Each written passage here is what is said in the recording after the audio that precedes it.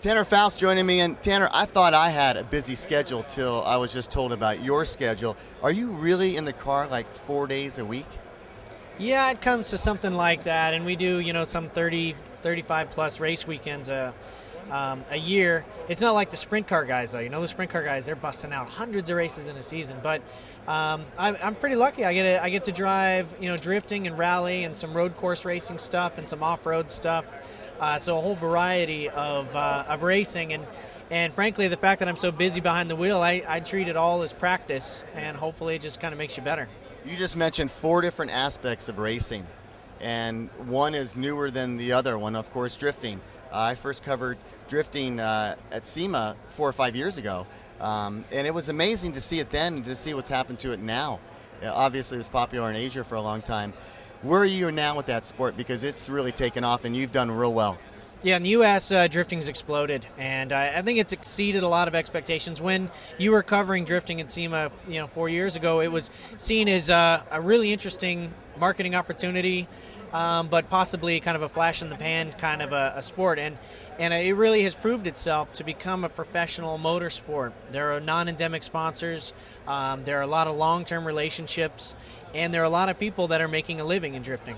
And we have, with Rockstar and AEM, been very fortunate to win the championship, the Formula Drift Championship for 2007 and 2008. We're the only team to do back-to-back championships. And it still, though, has this kind of grassroots feel in a lot of ways. So it's something that's impossible in motorsport. A driver can practice, develop skills for themselves and come out and actually get rewarded for those skills and get sponsorship for that. And so there are a lot of guys out there that are simply putting their skills to the road and getting paid to do it. It's very interesting.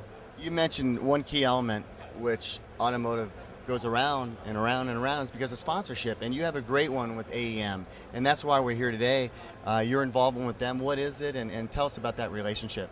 Well, AEM approached me 3 years ago to drive a car with Stefan Papadakis. I was a little bit of a risk for them, but I did some research on their company, and they were kind of an easy choice for me. They have a fundamental philosophy in developing reliable hardware that's tested in the most abusive place you can test stuff, and that's in racing.